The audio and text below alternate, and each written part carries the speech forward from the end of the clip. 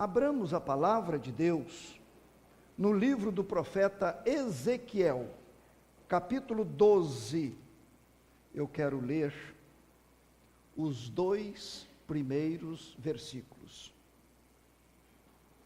Veio a mim a palavra do Senhor, dizendo: Filho do homem, tu que habitas no meio da casa rebelde, que tem olhos para ver e não vê, tem ouvidos para ouvir e não ouve, porque é casa rebelde. Repitam comigo este versículo 2, todos juntos. Filho do homem, tu que habitas no meio da casa rebelde, que tem olhos para ver e não vê, tem ouvidos para ouvir e não ouve, porque é casa rebelde. Tem olhos para ver e não vê. Tem olhos para ver e não vê. Vamos pensar um pouco nisto. Se os irmãos não gravarem muito da mensagem de hoje,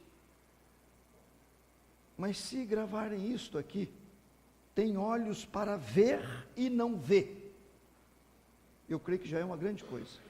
Saímos daqui pensando, o olho é para ver.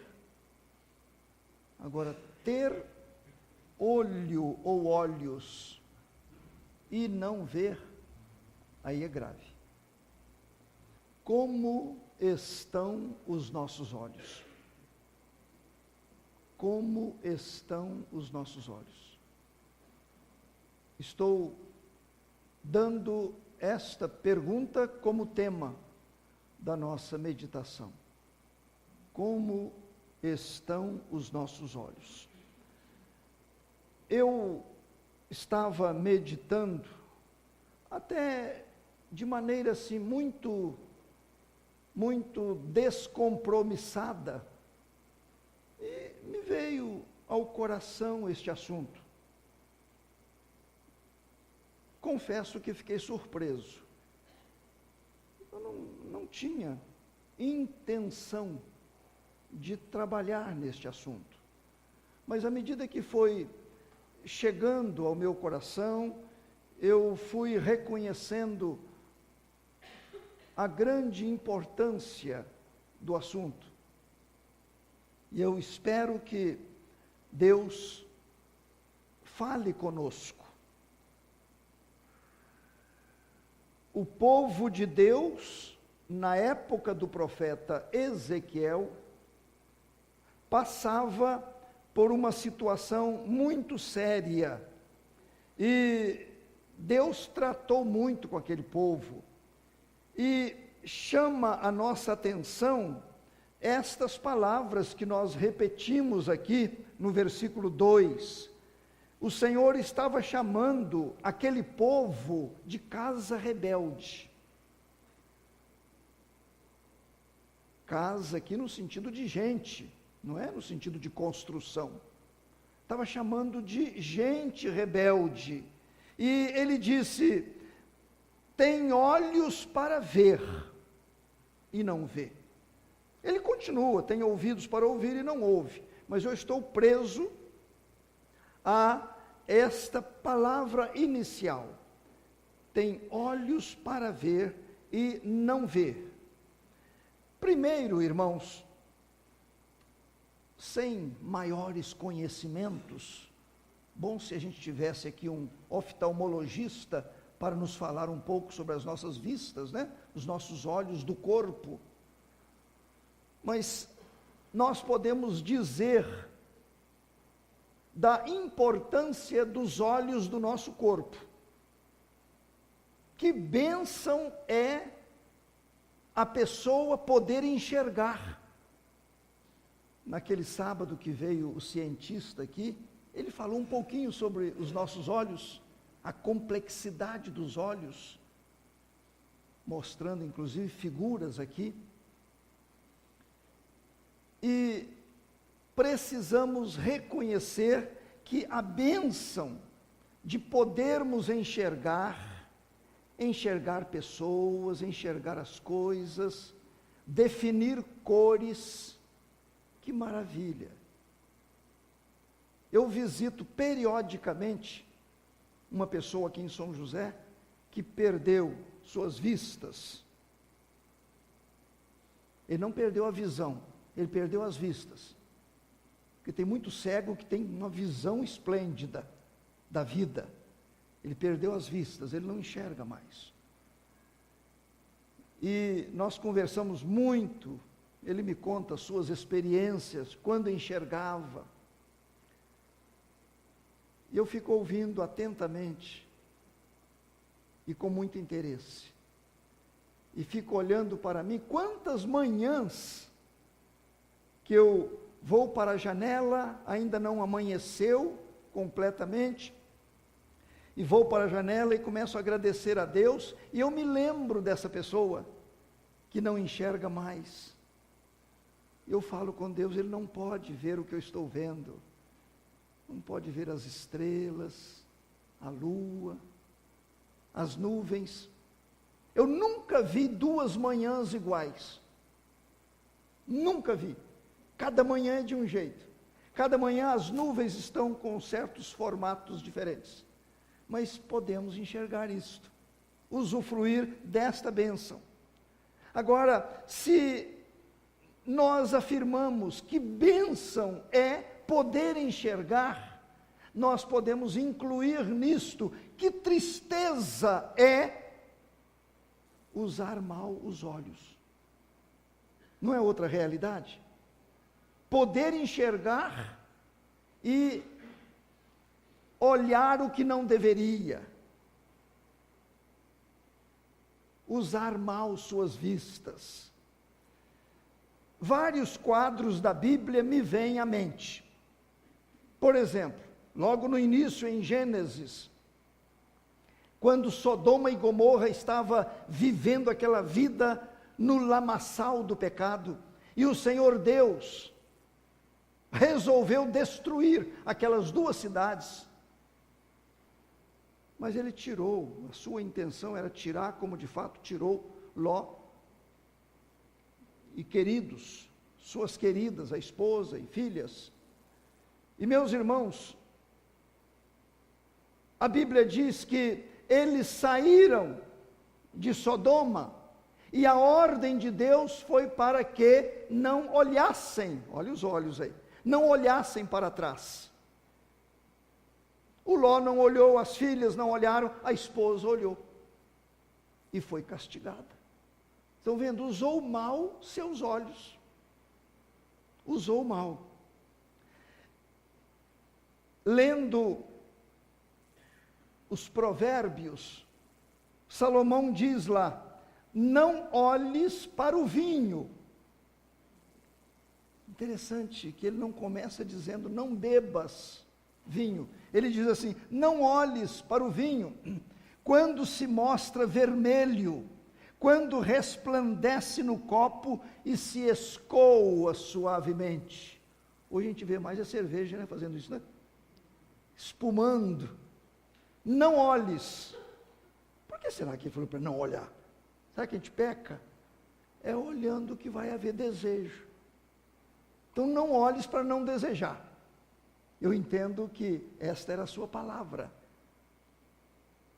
Ainda nós lemos o Senhor Jesus Cristo dizendo: qualquer que olhar para uma mulher com intenção impura, no coração já adulterou com ela. Olhar com intenção impura, houve adultério no coração. É isto que nos diz a palavra de Deus. E outro quadro que me vem à lembrança é o de Saul. Estão lembrados que Saul, ele não estava nada bem com Davi. Nada bem. Tentou matar Davi. E a Bíblia fala assim: Saul não via a Davi com bons olhos. Não é interessante a gente pensar nisso? Ele não via Davi com bons olhos. E deu no que deu. Os irmãos sabem da história, como houve o encerramento da vida de Saul aqui neste mundo, e de Saul, e Davi assumiu o trono. Meus irmãos, os olhos do corpo são uma preciosidade. Devemos agradecer a Deus, mas devemos tomar os devidos cuidados quanto ao seu uso, ao uso dos olhos. Mas pensemos numa segunda coisa. Falamos sobre os olhos do corpo, pensemos nos olhos do coração. Não, pastor, mas coração tem olho. Os cirurgiões não vão encontrar olhos no nosso coração. Não é verdade? Se abrir o nosso corpo, pegar esse órgão musculoso que trabalha com o nosso sangue, não vão achar olho nele. Mas, num sentido figurado, mostrando que há olhos espirituais, olhos dentro de nós, olhos no nosso entendimento, que não dependem dos olhos físicos. É importante que pensemos nisto. Paulo, escrevendo aos cristãos de Éfeso, ele falou: olhos do vosso coração. Olha bem, uma palavra ilustrativa, figurada. Olhos do vosso coração. Quando o profeta Isaías foi usado por Deus, ele disse, como se Deus estivesse dizendo por ele: olhai para mim e sede salvos. Olha, como eu vou olhar para Deus, se Ele não aparece para mim visivelmente? Como é que eu vou enxergar Deus, se eu não tenho nem a sua forma? Isto só é possível com os olhos do coração, os olhos do Espírito, estes olhos diferentes. Miqueias viveu uma das piores épocas que a Bíblia nos informa, e ele vai falando a respeito da situação do povo, ele vai falando a respeito do procedimento do povo, mas, meus irmãos, quando chega lá no capítulo 7 de Miqueias, ele disse assim: eu, porém, olharei para o Senhor. Estão vendo que interessante? Eles não estão olhando, eles não estão interessados, eu olharei para o Senhor. Olhos do coração, olhos espirituais. O próprio Davi escreveu: pois em ti, Senhor Deus, estão fitos os meus olhos. E o escritor da carta aos Hebreus, ele vai nos dizer: olhando firmemente para o autor e consumador da fé, Jesus. Olhando firmemente, de que maneira? Como é que eu vou explicar uma pessoa? Como é que se olha firmemente para Jesus? Então nós só podemos interpretar isto dentro da realidade da fé. Da fé. Aquilo que não é palpável, mas é real. Olhando firmemente para o autor e consumador da fé. Mas, meus irmãos, eu preciso salientar aqui uma coisa dentro deste segundo ponto: olhos do coração. Nós vamos evangelizar uma pessoa, vamos falar de Jesus para uma pessoa, e vamos dizer a esta pessoa o quanto nós amamos ao Senhor Jesus Cristo, e essa pessoa vai ouvindo, mas não está entendendo nada. Nós chegamos ao ponto de dizer para nós mesmos: eu não tenho mais o que dizer. Tudo que eu podia, já se esgotou o meu vocabulário. Eu não tenho mais o que dizer. Por gentileza, abram na segunda carta de Paulo aos Coríntios, no capítulo 4. Segunda carta aos Coríntios, no capítulo 4. é importante que olhemos isto. Segunda carta aos Coríntios, capítulo 4. Eu quero ler o versículo 4. Diz assim: nos quais o Deus deste século cegou o entendimento dos incrédulos, para que lhes não resplandeça a luz do Evangelho da glória de Cristo, o qual é a imagem de Deus.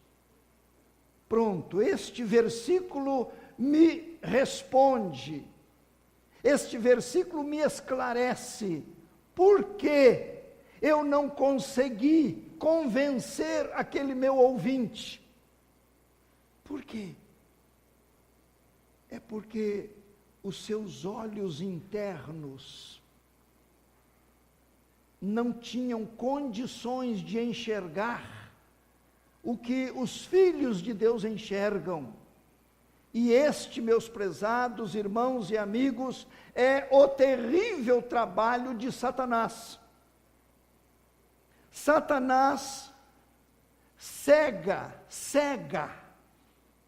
o entendimento das pessoas. Quando diz, o Deus deste século cegou o entendimento, cegou, não consegue ver. É por isso que nós temos que crer que só o Espírito Santo pode realizar o milagre da visão espiritual. Foi o que aconteceu comigo, o que aconteceu com cada irmão, com cada irmã, todos que já passaram por esta experiência de regeneração. Nascemos cegos espiritualmente. A cegueira veio lá do jardim do Éden. Cegueira espiritual. A impossibilidade de visão das coisas espirituais, de entender com o entendimento do alto as coisas de Deus. Não precisamos abrir, mas lá na primeira carta de João, ele deixou registrado: as trevas lhes cegaram os olhos. João faz esta afirmação que nós acabamos de ver na carta de Paulo aos Coríntios. As trevas, quem que é o príncipe das trevas? É o diabo. As trevas cegaram os olhos do coração, os olhos espirituais. Mas em terceiro e último lugar, agora eu quero que abram em Efésios, capítulo 1, Efésios, capítulo 1. Observem, meus prezados irmãos, o versículo 18, Efésios 1, 18. Iluminados os olhos do vosso coração, para saberdes qual é a esperança do seu chamamento, qual a riqueza da glória da sua herança nos santos. Agora sim, eu sei um pouquinho a respeito dos olhos físicos, que nós comentamos no início, a bênção de podermos enxergar.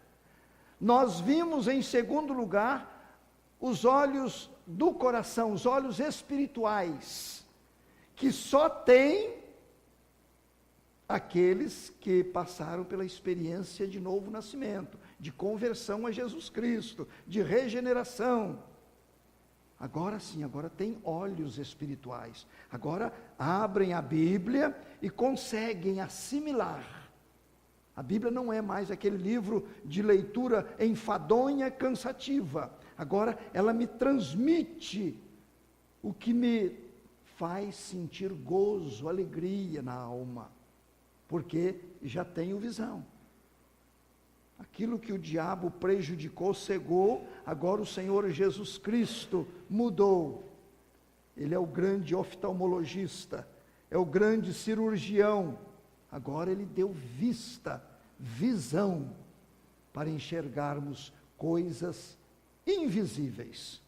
Mas, e está agora dentro deste terceiro e último ponto, quando Paulo fala aos Efésios, iluminados os olhos do vosso coração. Iluminados, iluminados. Meus prezados, eu não precisava usar óculos. Não precisava. Eu, na minha infância, na minha adolescência e em parte da minha mocidade, eu não usava óculos. Lia perfeitamente sem o auxílio dessas lentes. Graças a Deus por elas. Mas eu não precisava usar. Eu percebi que as palavras estavam ficando embaçadas. Eu não estava com muita facilidade, os meus braços estavam ficando curtos para conseguir ler alguma coisa. Foi quando eu procurei recurso. Aí foi feito exame. Agora, na nossa vida cristã, quanto aos nossos olhos espirituais, não acontece também algo semelhante? Vamos perdendo a luminosidade dos olhos do coração. As coisas vão ficando meio embaçadas. Nós damos vereditos errados e reais, porque nós não estamos enxergando com aquele realismo que deveríamos. Estamos vendo, mas vendo mal. Se fosse possível colocar lentes nos olhos do coração, dar óculos aos olhos do coração, faríamos. Mas não é o caso. E, infelizmente, assim como algumas pessoas, precisando de óculos para os seus olhos físicos, não dão muita importância, vão vendo com dificuldade, vão tentando adivinhar. Assim também, crentes no Senhor Jesus Cristo, com visão espiritual prejudicada, não procuram a solução para este problema, para terem de novo os seus olhos iluminados. Vamos à palavra de Deus. Os irmãos estão lembrados que no tempo do profeta Eliseu, ele tinha um servo, e os servos dos profetas, eles estavam sempre juntos dos seus senhores. E certa vez, o exército inimigo estava à procura de Eliseu para acabar com a vida dele. E o rapaz de Eliseu, o servo de Eliseu, levantou-se pela manhã. Quando ele viu, o monte estava cheio de soldados, vindo em direção daquele homem de Deus que era Eliseu. E aquele rapaz se volta para o seu senhor e lhe disse: ai, senhor meu, apavorado. O Eliseu entendeu bem e fez uma oração. A oração de Eliseu em favor daquele moço que estava com miopia espiritual, estava sem enxergar bem espiritual, estava sem a luminosidade dos olhos do seu coração. Eliseu orou dizendo: Senhor, peço-te que lhe abras os olhos para que veja. Quando esses olhos são abertos, aí nós não enxergamos, não é o inimigo, enxergamos é o Senhor, é o seu exército nos dando assistência e proteção. Olhos defeituosos, visão curta, nesses olhos do coração, só enxergam coisas que vêm para um pessimismo, uma derrota. Não tem gente que só enxerga problema? Só enxerga dificuldade. Procure o Senhor para que Ele mude esses olhos, mude, para que você possa enxergar as coisas benéficas, as coisas salutares, as coisas que trazem de fato benefícios para o seu viver. O Davi, ele ora ao Senhor Deus, dizendo: desvenda os meus olhos para que eu possa observar as maravilhas da tua lei. Desvenda os meus olhos. Não são os olhos físicos, desvenda os meus olhos, eu quero contemplar as maravilhas da tua lei. Estevão, aquele diácono que deu um testemunho maravilhoso do Senhor Jesus Cristo, e estava agora sendo condenado à morte, como de fato morreu por apedrejamento. A palavra de Deus nos diz que Estevão fez esta afirmação para aqueles criminosos: eis que vejo os céus abertos e o Filho do Homem em pé à destra de Deus. Meus irmãos, ninguém estava vendo nada de céu aberto, de Jesus ao lado do Pai, somente Estevão. Olhe bem como é que estava a sua visão espiritual. Olhe como estavam os seus olhos do coração. Eis que vejo os céus abertos e o Filho do Homem em pé à destra do Pai. Isaías,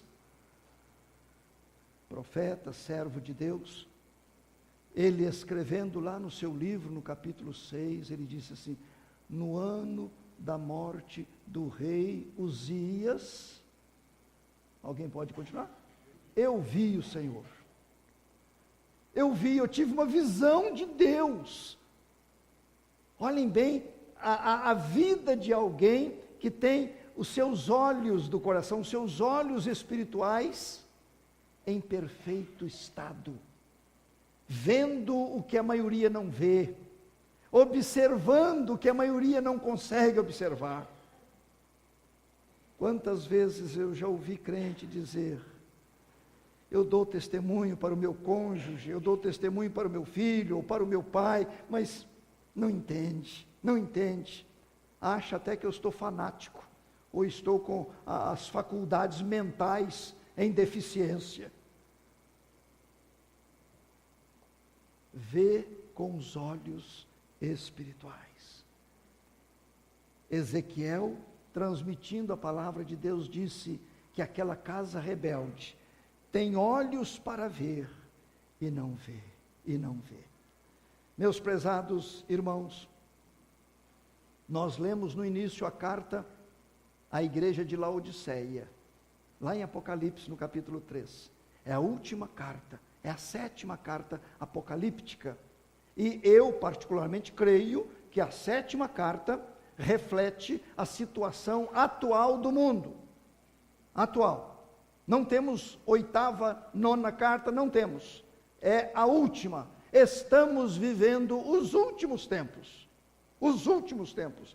E quando nós lemos lá nesta carta, o próprio Senhor Jesus Cristo dizendo, meus prezados irmãos, que aquele povo estava dizendo assim: não preciso de coisa alguma, estou abastado. Quantos cristãos hoje estão dizendo palavras semelhantes? Quantos? Parece que não precisam de nada mais. E o Senhor Jesus Cristo disse: nem sabes que tu és infeliz. Olhem bem, ser infeliz e não saber. Sim, miserável, pobre, cego e nu. Aconselho-te que de mim compres ouro refinado pelo fogo, para te enriqueceres, vestiduras brancas para te vestires, a fim de que não seja manifesta a tua nudez, a vergonha dela, e colírio para ungires os teus olhos, a fim de que vejas. Como estão os nossos olhos? Como estão? Os olhos físicos, não é difícil da gente concluir como eles estão, não é mesmo? A gente sabe se a gente está precisando de um oftalmologista ou não, cada um sabe. Como estão os nossos olhos físicos. Aí, aqueles que passaram pela experiência de conversão, como estão os seus olhos espirituais? Pelo seu dia a dia, pelas suas inclinações, pelas suas visões, você pode chegar à conclusão como eles estão. Como eles estão. A vida, o procedimento, as inclinações, são os nossos oftalmologistas espirituais. Eles estão nos dizendo como estamos. E se os nossos olhos estão deficientes, é necessário que nos arrependamos, reconheçamos onde caímos, confessemos os pecados e busquemos o perdão do Senhor e a mudança. Aí nós vamos passar a olhar de maneira diferente. Vamos olhar o nosso próximo, olhar o nosso familiar, olhar os acontecimentos de maneira diferente. E só o Senhor Jesus Cristo faz isto, no poder do Espírito Santo. Amém.